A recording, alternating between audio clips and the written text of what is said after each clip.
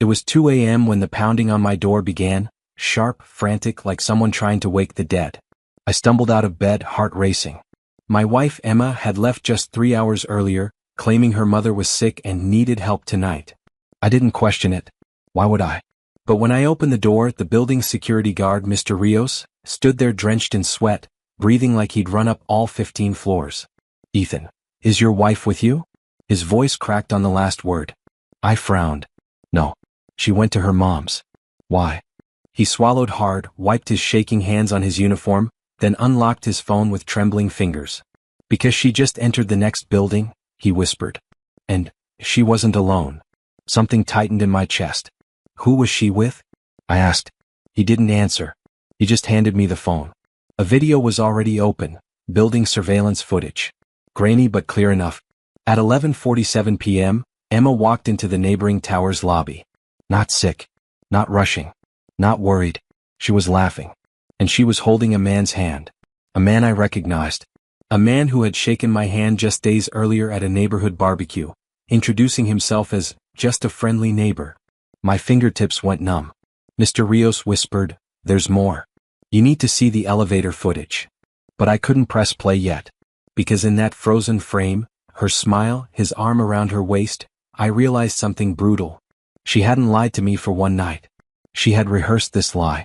And whatever was waiting in the rest of that footage was about to change everything I thought I knew about my marriage. My thumb hovered over the screen. The video wasn't long, maybe 40 seconds, but every second felt like it carried a piece of my life I hadn't realized was already slipping away. I finally pressed play. Emma stepped into the elevator with him, her hand still in his. The doors hadn't even closed before she leaned into him. Familiar, comfortable, practiced. He touched her cheek like he'd done it 100 times. I felt something in my stomach drop, heavy and cold. The doors slid shut. "Do you know who he is?" Mr. Rios asked cautiously. I nodded slowly. "Yeah," I said. "He lives on the 17th floor." But that wasn't the whole truth. He wasn't just a neighbor. He was Trevor Miles, the guy who had borrowed my drill last month, who waved every morning, who once joked that he envied how lucky I was to have a wife as caring as Emma. A bitter laugh escaped my throat. Caring. Right. I stared at the paused image of them in the elevator, her head resting on his shoulder, his hand tracing her waist with a familiarity no neighbor should have. "Do you want me to report this?" Mr. Rios asked, voice trembling. I wasn't sure if I should. "No," I said quickly. "Not yet. Because I needed to know one thing. How long had this been happening?" I walked back inside my apartment, the silence suddenly suffocating, and opened our bedroom closet. Her overnight bag was gone. Her favorite perfume too. Not something you grab for a sick mother. My hands tightened around the closet door as another truth hit me like a punch. She hadn't left in a hurry. She'd packed for the night. As I stood there, phone buzzing in my palm, a new notification appeared on the surveillance feed. 2:11 a.m., Unit 1703, door opened. Trevor's unit. She hadn't gone to help her mother. She was upstairs with him. And I wasn't going to wait until morning to find out why. I took the elevator up in absolute silence. Not anger. Not panic. Just a strange, chilling focus. The kind you don't choose. The kind that chooses you when something inside you finally snaps. The elevator dinged softly at the 17th floor.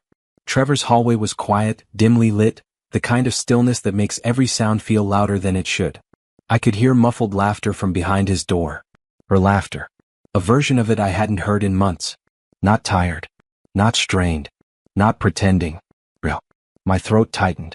I stepped closer. Emma's voice floated through the door, low and warm. "Do you think he suspects anything?" Pause. Trevor chuckled. "He works nights, Em. He barely sees you.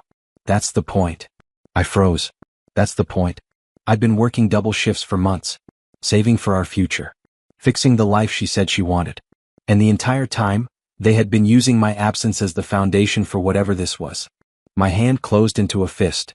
Inside she continued, softer now. "I just don't want him showing up unexpectedly." Trevor replied, smug and sure of himself. "He won't.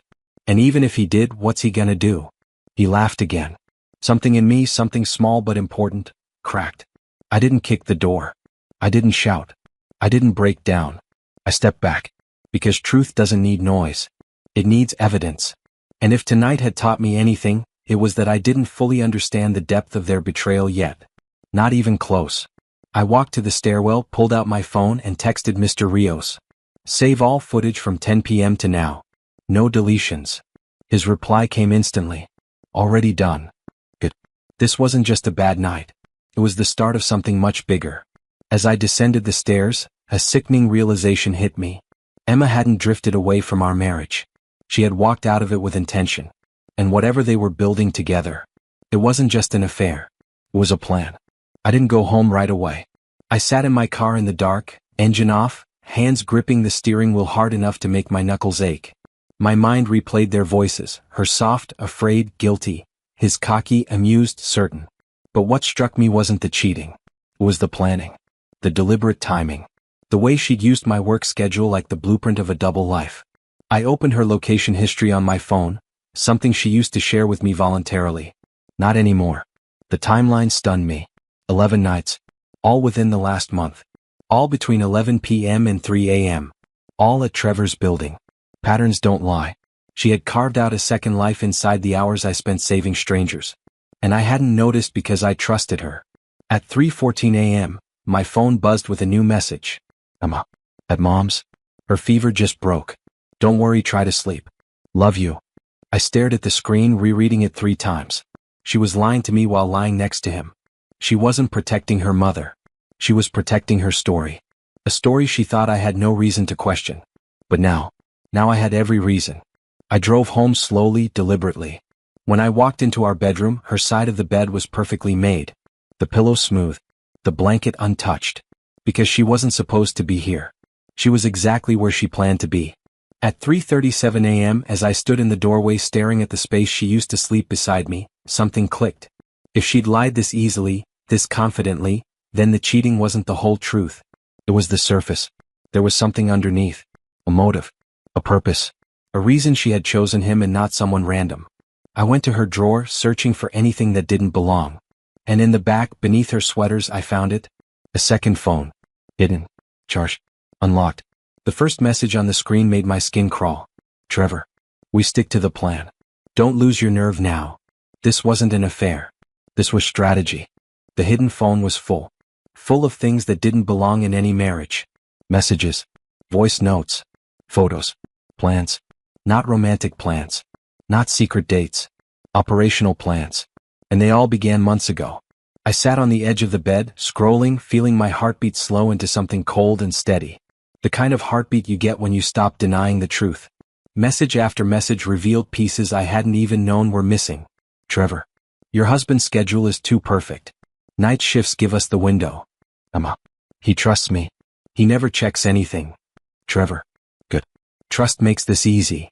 My chest tightened. But then I found the thread that changed everything, labeled simply. Phase 2. Her voice notes were there, shaky but purposeful. He increased his hours again. That doubles the payout timeline. We have to be careful. One mistake and he'll start asking questions. Once the transfer clears, we're done. Everything is set.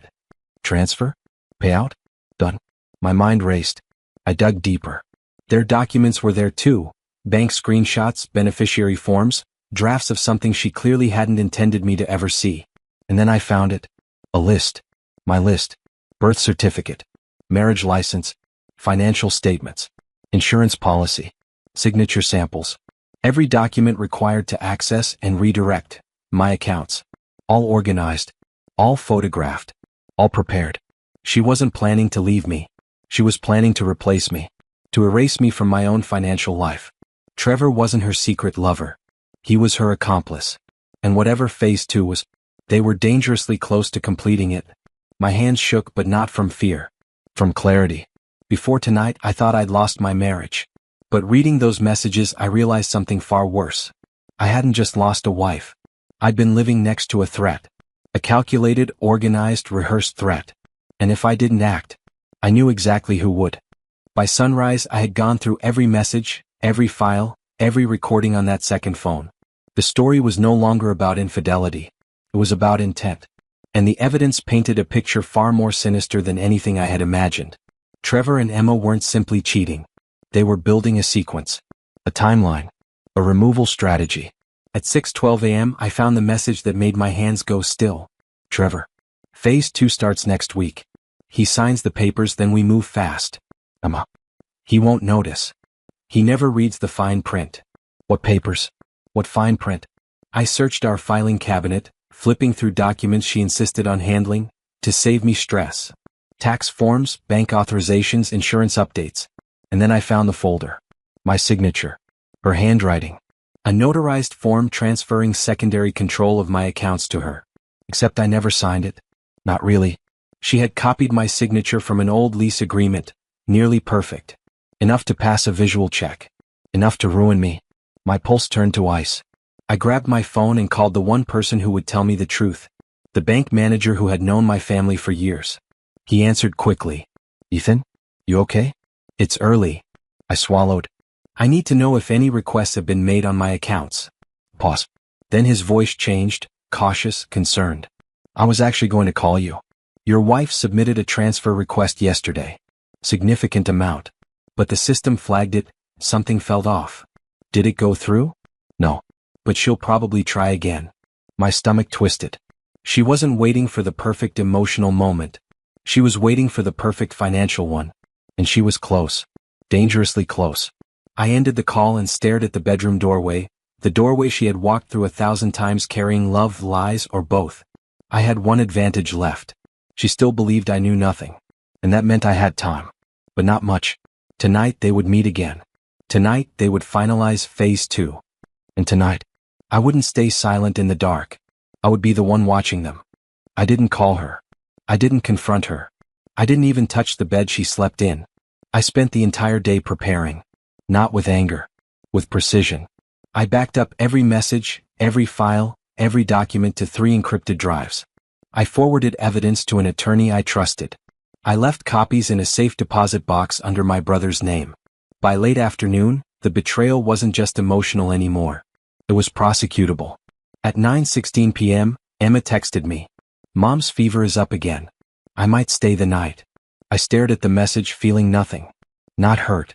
Not shock. Just confirmation. She wasn't even trying to be clever anymore. At 10:04 p.m., the hidden phone she didn't know I'd found lit up. Trevor. Phase 2 tonight. Don't back out. He's predictable. I'm ready. Door will be unlocked. Unlocked. My home. My life. My marriage. Left open like a stage set for a crime. But what they didn't know was that I wasn't leaving the house tonight. I turned off every light, sat in the living room corner and waited. At 11:39 p.m., I heard the quiet click of the back door. Footsteps. Soft. Careful. Familiar. Trevor. He moved through the hallway like he had rehearsed it, because he had. He stopped at my office door, pulled out a folder and began placing documents inside. My documents. He was stealing the last pieces they needed to finish the transfer. Then I heard her. Emma stepped inside behind him, whispering, "Is it all there?" He nodded. "Once we file this tomorrow, he loses legal access. After that, we're untouchable." Untouchable. She wasn't whispering out of fear. She was whispering out of excitement. I leaned forward just enough for my voice to reach them. Interesting plan. They froze. Trevor spun around first. Emma turned slower, like her brain needed time to accept the reality in front of her. The lights flicked on, automatic motion sensors triggered by my movement. And the look on her face. It wasn't guilt. It was panic. Pure, instant, undeniable panic. Because she finally understood. I hadn't been blindsided. I had been watching, documenting, preparing. And now, the one part of their plan they never accounted for was standing 3 feet away, staring straight through them. Trevor's face drained of color first. Emma followed, her breath catching like someone had pulled the floor out from under her. Neither moved. Neither spoke. They just stared at me, the man they had planned to erase, now standing between them and the future they'd built out of lies. I didn't raise my voice. I didn't threaten. I didn't touch them. I simply lifted the second phone, the one she thought was hidden, and dropped it onto the table between us. Phase 2, I said quietly. Interesting name for ending someone's life on paper. Emma stepped forward, reaching out. Ethan, Don't, I cut in. You practiced your lines with him. Don't try improvising now.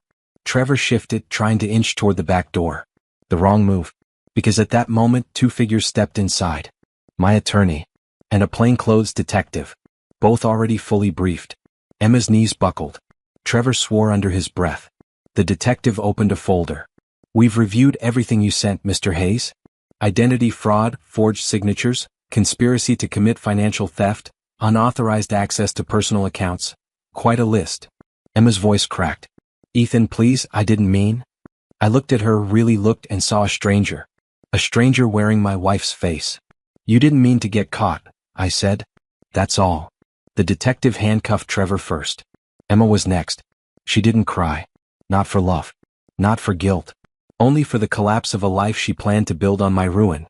As they escorted them out, she looked back at me, searching for the man who used to forgive her smallest mistakes. But that man was gone. I wasn't vengeful. I wasn't triumphant. I was free. Completely, finally free. By morning, charges were filed. Her access was revoked. My accounts were secured. My name was mine again. And as I sat in the quiet dawn of my living room, I realized something I hadn't felt in months. They hadn't stolen it. I had reclaimed it,